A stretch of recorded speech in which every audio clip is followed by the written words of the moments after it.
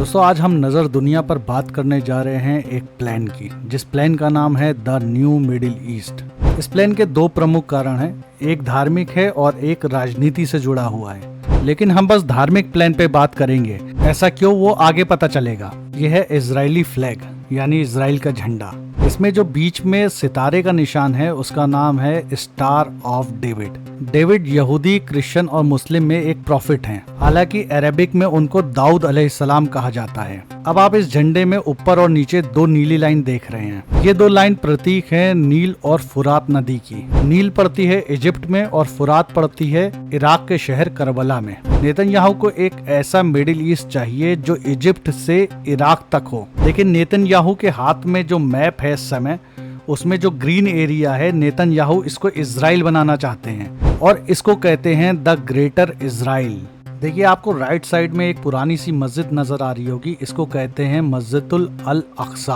अब ये मस्जिद पूरे मिडिल ईस्ट में सबसे बड़ी विवाद का कारण है, क्योंकि मुसलमानों के लिए ये तीसरी सबसे बड़ी मस्जिद है। क्योंकि मुसलमानों का मानना है यहीं से प्रॉफिट मोहम्मद 7वें आसमान पे खुदा से मिलने गए थे। और दूसरी बड़ी चीज ये है कि पहले मुसलमान इसी रुख नमाज पढ़ता था, इसलिए ये मुसलमानों का पहला किबला भी कहा जाता है। इस मस्जिद के आंगन में हजरत इब्राहिम अलैहिस्सलाम नमाज भी पढ़ा करते थे, इसलिए ये क्रिश्चियन, यहूदी और मुसलमानों के लिए भी बहुत इम्पोर्टेंट है। हजरत इब्राहिम को अब्राहम कहा जाता है क्रिश्चियन और यहूदियों में, और मूसा को मोजिस कहा जाता है। और यहूदियों के लिए भी इस मस्जिद का बहुत महत्व है, क्योंकि यहूदियों का मानना है कि ये मस्जिद पहली बार द किंग ऑफ सोलेमॉन ने बनवाई थी। सोलेमॉन कहते हैं सुलेमान को। ये भी क्रिश्चियन, यहूदी और इस्लाम के प्रॉफिट हैं, यानी पैगंबर। यहाँ पे जो हजरत दाऊद अलैहिस्सलाम थे यानी डेविड, वो अपना तख्त लगा के बैठते थे।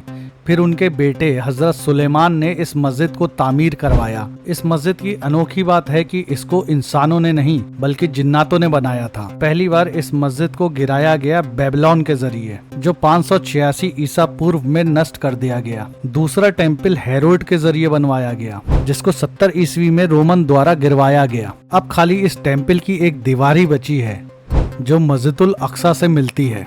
इस दीवार को दीवारे ग्रिया भी कहा जाता है, मतलब रोने की दीवार, क्योंकि यहूदी यहाँ आकर रोते हैं। ये थर्ड टेम्पल इसलिए बनाना चाहते हैं क्योंकि इनका मानना है कि इनका एक मसीहा है जो आने वाला है, और जब तक ये टेम्पल बनेगा नहीं तब तक वो मसीहा आएगा नहीं। इस टेम्पल को बनाने के लिए ये मस्जिदुल अल अक्सा को गिराना चाहते हैं, जिसके लिए ईरान सालों से जोर लगा रहा है ताकि इस मस्जिद को शहीद ना किया जाए। देखिए ऐसे तो इनके मसाया की बहुत सारी भविष्यवाणियां हैं, लेकिन जो सबसे बड़ी भविष्यवाणी है वो हाल ही के दिनों में पूरी हो गई है।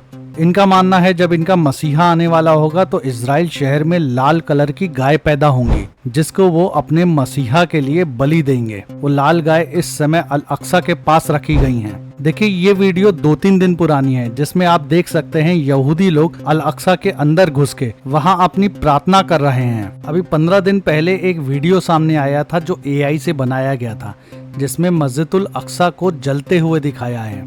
हालांकि इसमें जिस मस्जिद को जलते हुए दिखाया गया था वो मस्जिदुल अक्सा नहीं बल्कि डोम ऑफ रॉक है। बहुत सारे मुसलमान जिनको पता नहीं है कि मस्जिदुल अक्सा क्या है, वो डोम ऑफ रॉक को मस्जिदुल अक्सा समझते हैं।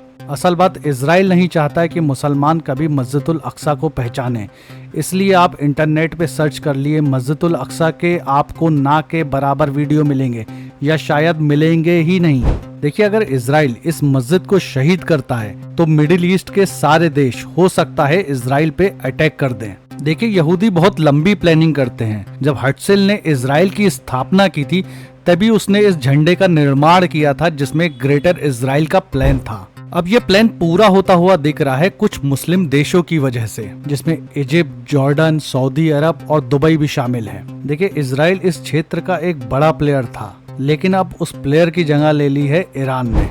ईरान के पहले सुप्रीम लीडर आयतुल्लाह खोमैनी ने रमजान के लास्ट फ्राइडे को मुसलमानों से इंटरनेशनल कुद्स डे बनाने को कहा। कुद्स कहते हैं अल अक्सा को। आज भी बहुत सारे मुसलमान हैं जो इस दिन के बारे में कुछ नहीं जानते, और दुनिया में बहुत सारे क्रिश्चियन भी हैं जो इस जमीन के बारे में भी कुछ नहीं जानते। यरूशलेम वो धरती है जहाँ पे ईसा मसीह पैदा हुए और मारे गए, और क्रिश्चियन ऐसा भी मानते हैं कि ईसा मसीह यहूदियों की वजह से मारे गए, इसलिए क्रिश्चियन भी यहूदियों के सबसे बड़े दुश्मन हैं और क्रिश्चियंस को इस्लाम इस्लाम से भी दुश्मनी है, क्योंकि इस्लाम मानता है जीसस क्राइस्ट भगवान नहीं थे बल्कि अल्लाह के भेजे हुए एक नबी थे। हजरत अली ने कहा है दुश्मन का दुश्मन दोस्त होता है, इसलिए यहूदी और क्रिश्चियनों ने इस्लाम की दुश्मनी के लिए दोस्ती कर ली। नजर दुनिया पर में मेरी हमेशा यही कोशिश रहती है कि मैं आपको कम समय में ज्यादा इन्फॉर्मेशन दूं और आपको परियों की कहानी ना सुनाऊं, बस तथ्य पे बात करूं, जो तथ्य इंटरनेट पे मौजूद हैं। और हमेशा की तरह आखिरी में मैं आपको 2 वीडियो रिकमेंड करता हूं। प्लीज मेरी आपसे रिक्वेस्ट है, आप ये दोनों वीडियो जरूर देखें।